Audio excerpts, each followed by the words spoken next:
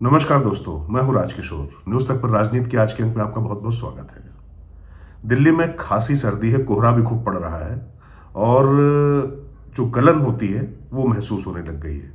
लेकिन यकीन मानिए कि संसद का सत्र चल रहा है, वो अलग बात है। चल रहा है मैं इसलिए कह रहा हूं क्योंकि संसद का सत्र बुलाया गया है। कितनी बहस हो पा रही है वो अलग बात है।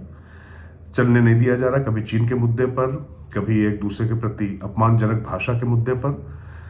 तो जरा इस अपमानजनक भाषा या जो गाली गलौज है संसदीय लोकतंत्र में, इस पर जरा चर्चा करते हैं। और चर्चा सिर्फ चर्चा के लिए नहीं, आखिर गाली लोकतंत्र में किसका फायदा करती है और जो गाली देने वाला है कभी उसका फायदा हुआ है क्या? उसके बाद भी गाली क्यों दी जाती है? इस तरीके की बातें क्यों कही जाती हैं? राहुल गांधी के लिए विदेशी मूल का मुद्दा फिर उठा दिया गया।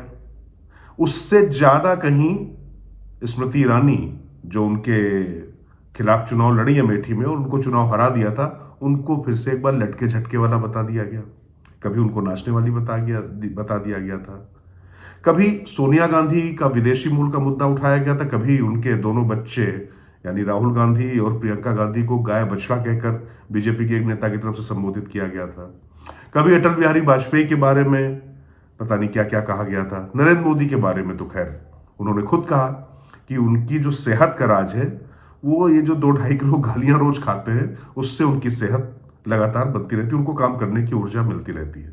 तो बात यही कि आखिर गालियों से नुकसान कब हुआ किसका? क्योंकि 2004 से जरा मैं आपको याद दिलाना चाहूंगा, 2004 में विदेशी मूल का मुद्दा था सोनिया गांधी के खिलाफ और ये मुद्दा दिया था उन्हीं की पार्टी के शरद पवार और पीए संगमा ने अलग पार्टी बना के राष्ट्रवादी कांग्रेस पार्टी बनाकर। खैर, विदेशी मूल का मुद्दा एक राजनीतिक मुद्दा था, लेकिन उसको कहा किस तरीके से गया?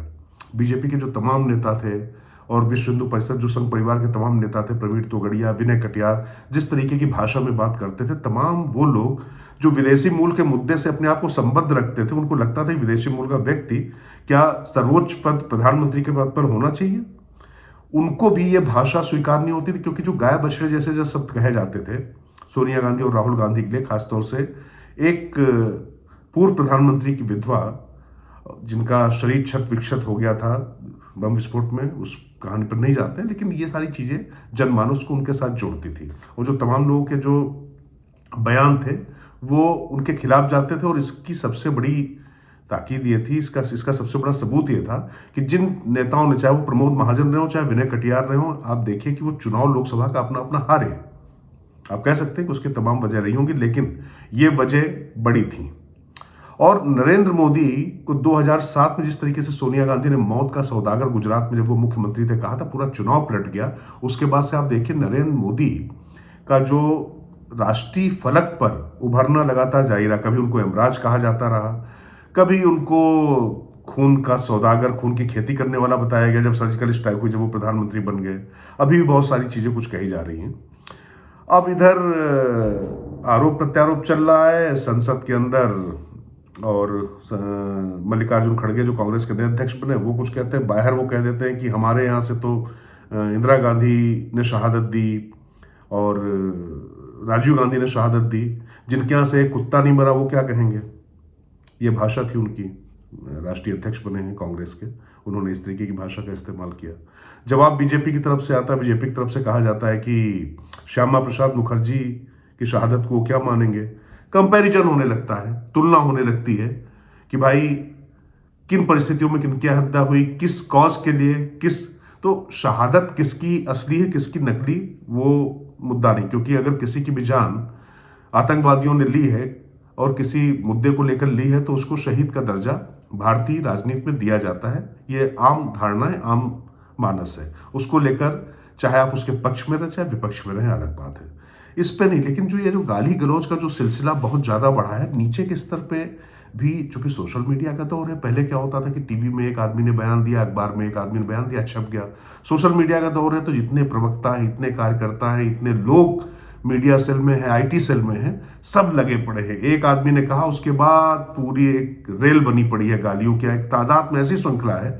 अगर आप शब्द कई बार देखना शुरू कर दें तो आपने अगर उनको सीधे आप दिखाना चाहें, कल भी मैं यही बात कह रहा था, कल तो खैर मैं सपा और बीजेपी के बीच जो यूपी में वाक युद्ध चल रहा है ट्विटर पे, उसकी बात कर रहा था, वो भी नहीं थमा, वहां पर भी तबीयत से चल रहा है। जितनी लानत मलानत समाजवादी पार्टी बीजेपी के नेताओं कर सकती वो कर रही, बीजेपी के नेता अपने तरीके से उसका जवाब देने की कोशिश कर रहे हैं। लेकिन बात जरा राहुल गांधी, नरेंद्र मोदी और जो राष्ट्रीय राजनीति में जो चल रहा है उस पर करते हैं। आखिर ये गालियां देने से लाभ किसको होता है?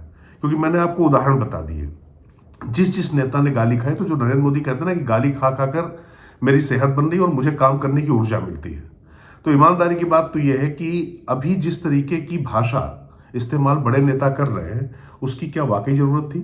स्मृति ईरानी बहुत तीखे बयान देती हैं, उनके कई मुद्दों पर उनकी आलोचना भी की जा सकती है, लेकिन आप याद करिए कि संजय निरुपम ने जब एक टीवी चैनल की डिबेट में उन्हें नाचने वाली कह दिया था, उसके बाद किस तरीके का पूरे देश में तूफान आया था। आज की तारीख में देख लीजिए स्मृति ईरानी का कद क्या है।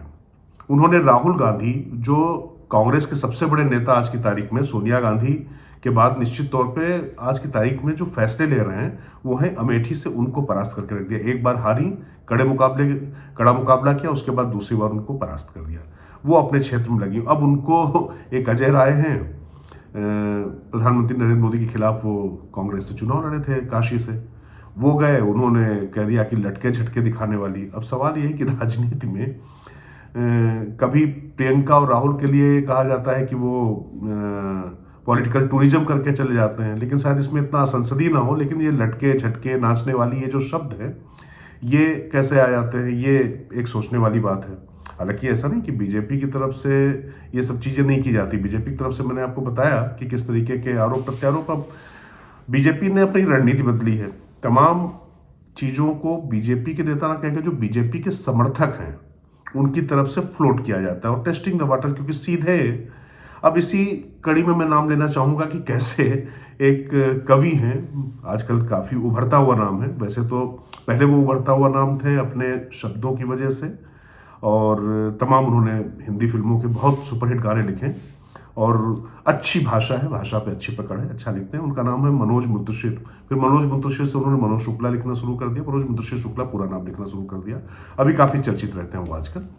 अब उन्होंने जो चीन पर राहुल गांधी ने बयान दिया था कि हमारे भारतीय सैनिक पिट रहे हैं, मैं व्यक्तिगत तौर पे कहूं तो ये भाषा मुझे भी राहुल गांधी की बिल्कुल अच्छी नहीं लगी थी। मैं इसलिए कह रहा हूं क्योंकि सैनिकों के बारे में, सेना के बारे में भाषा का चयन, शब्दों का चयन बहुत सोच समझ कर करना चाहिए था, इसमें कोई दो राय नहीं है। तमाम लोग जो थे इस मत के थे, लेकिन मुद्दा क्या था वो ज़्यादा महत्वपूर्ण था कि चीन ने वाकई अतिक्रमण किया है या नहीं किया है, इसको लेकर लोकसभा राज्यसभा में बवाल चल रहा था, चर्चा की मांग को लेकर बात हुई। लेकिन कई बार ऐसा होता है कि जो राष्ट्रीय महत्व के जो संवेदनशील विषय होते हैं उसमें बड़े नेता का बयान आ जाता है, उस पर चर्चा नहीं होती। ऐसा पहले भी होता रहा है, ऐसा नहीं कि ये यूपीए सरकार नहीं करती रही है। 26/11 के बाद भी आप देखिए तो उस समय चिदम्बरम का बयान हुआ था, चर्चा नहीं हुई थी। तो कुल मिला के कई बार मुद्दे होते हैं, सरकार का अपना एक विशेषाधिकार होता है और विपक्ष का विशेषाधिकार होता है कि हर मुद्दे पर चर्चा की मांग करें, इसमें कहीं कोई दिक्कत नहीं है। लेकिन इन सबके बीच में मनोज मुंतशिर शुक्ला का जो बयान ये चीन वाले पर आता है, वो कह देते हैं कि विदेशी माता से उत्पन्न संतान इस बात को क्या समझेगी। मतलब कुल मिलाकर विदेशी मूल का मुद्दा उन्होंने फिर से उठा दिया। लेकिन जैसे वो ये मुद्दा उठाते हैं भूल जाते हैं कि इस समय जो विदेश मंत्री हैं भारत के, एस जयशंकर, इस समय उनका बहुत नाम चल रहा है। जिस तरीके से वो अंतर्राष्ट्रीय मंचों पर जितने शानदार तरीके से वो तमाम देशों को, चाहे वो पश्चिमी देश हो, चाहे पाकिस्तान हो या किसी भी तरीके की मीडिया, वो अपनी प्रत्युत्पन्न मत यानी अपना जो उनकी इंटेलिजेंस है उस पर कोई सवाल नहीं उठा सकता, उनकी निष्ठा पर सवाल नहीं उठा सकता। उनकी पत्नी भी विदेशी मूल की, उनके बच्चों को फिर क्या कहा जाएगा। तो ये सब विषय ऐसे हैं कि जो राजनीति में चलते रहते, लेकिन जो भाषा का जो मर्यादा का स्तर है वो एक दूसरे के खिलाफ जाता है। तो मेरा मतलब मुझे देखना मेरे लिए दिलचस्प होगा कि ये जो आरोप प्रत्यारोप जो भाषा की चल रही है, भाषा में ज़्यादा नीचे गिरने का जो कंपटीशन चल रहा है, तो इसमें नुकसान किसका होगा? जो ज़्यादा नीचे गिरेगा मुझे लगता है उसी का होगा, क्योंकि जिसने गाली खाई वो राजनीति में सत्ता पा गया। राहुल गांधी को भी फिर से गालियां आपने देना शुरू कर दिया। पहले आप उनको नॉन सीरियस बनाते थे, लेकिन अब उनके मुद्दों पर दूसरे तरीके से आपने रिएक्ट करना शुरू कर दिया। प्रधानमंत्री नरेंद्र मोदी को आप हर मुद्दे पर खींचने की कोशिश करते हैं, बात करते हैं, लेकिन नरेंद्र मोदी हर बार और ज़्यादा शक्तिशाली होकर उभर जाते हैं। तो अभी देखना होगा कि लोग अपनी पार्टी के लोगों को लगाम लगाते हैं या ऐसे ही चलता रहेगा। देखना थोड़ा दिलचस्प होगा कि गालियों का दौर, ये गालियों का सिलसिला कहाँ तक जाता है, ये गिरने की जो नई ऊंचाइयां हैं ये कहाँ तक जाती हैं, ये देखना होगा। फिर होगी कल आपसे मुलाकात। नमस्कार, मुझे दीजिए इजाजत।